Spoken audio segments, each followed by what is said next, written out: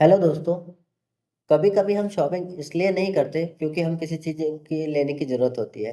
कभी कभी हम शॉपिंग इसलिए कर लेते हैं क्योंकि हम उस वक्त थोड़ा बेटर फील करना चाहते हैं, अच्छा लगे कुछ।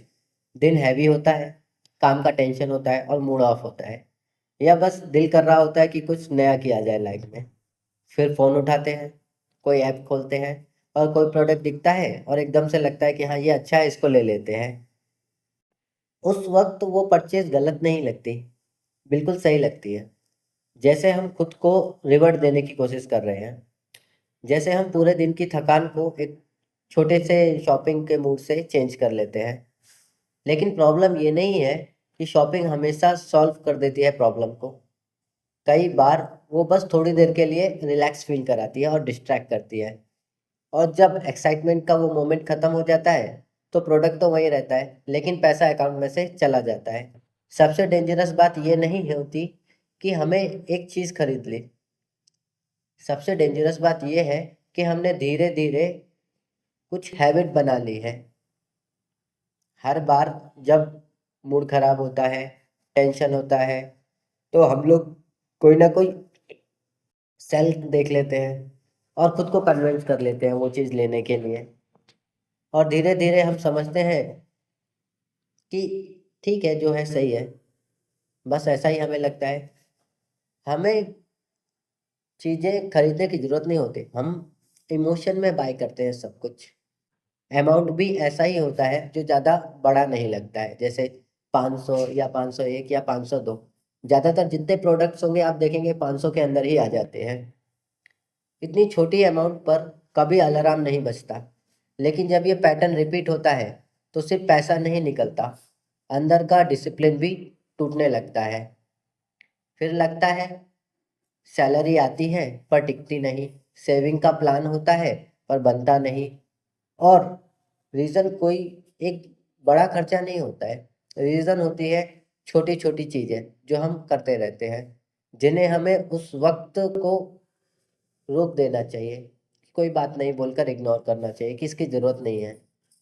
इसलिए एक बहुत सिंपल रूल है लाइफ में क्लैरिटी के लिए, जो आपकी क्लैरिटी ला सकता है। रूल है 30 दिन तक, मतलब अपने आप को रोक के रखना। 30 डेज का पॉज। जब कभी कोई नॉन एसेंशियल चीज खरीदने का मन हो, मतलब जो अपने काम की नहीं लगती, उसे तुरंत मत खरीदिए।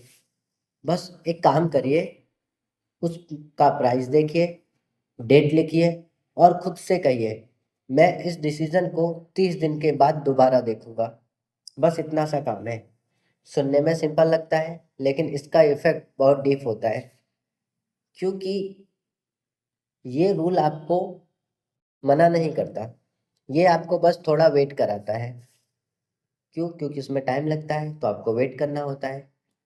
और कई बार हमें पैसे से ज़्यादा वक्त की ज़रूरत होती है, ताकि हम समझ सके कि हम सच में क्या चाहते हैं। पहले 10 दिन, पहले 10 दिन नहीं, पहले देखो, पहला जो दिन है वो एकदम परफेक्ट लगेगा। 10 दिन बाद उतना स्पेशल नहीं लगता। जो प्रोडक्ट कल तक माइंड में घूम रहा था, वो कुछ दिन बाद याद भी नहीं रहता। और तब तक एक सच सामने आ जाता है, हमें हर प्रोडक्ट नहीं लेना है। कई बार उस मोमेंट से बाहर निकलना होता है। 30 दिन अगर आप वेट करते हैं, आपकी एक्साइटमेंट का टेस्ट होता है ये। अगर वो चीज़ सच में यूज़फुल है, तो 30 दिन बाद भी यूज़फुल लगेगी। अगर वो बस इम्पल्सल इम्पल्सल लगता है या अर्जेंसी होती है, तो उसका मैजिक खुद ही खत्म हो जाएगा। क्यों? क्योंकि वो एक्साइटमेंट है और कुछ नहीं। अगर वही डिफरेंस है इम्पल्सन स्पेंडिंग और इंटेंशनल स्पेंडिंग। इम्पल्स जो इम्पल्सिव स्पेंडिंग में हम तुरंत रिएक्ट करते हैं, इंटरनेशनल स्पेंडिंग होती है, हमें सोच समझ के चूज करना चाहिए। दोनों में पैसा खर्च होता है, लेकिन एक में कंट्रोल के बाहर होता है और दूसरे में कंट्रोल में होता है। ये हैबिट सिर्फ अकाउंट बैलेंस को प्रोटेक्ट नहीं करती, ये माइंड को भी क्लेम रखती है, शांति से एकदम शांत रहता है मन। क्योंकि सच ये है, हर एड हम सिर्फ पैसा से नहीं खरीदते या फिर पैसे से नहीं देखते, वो हमारा अटेंशन भी लेता है।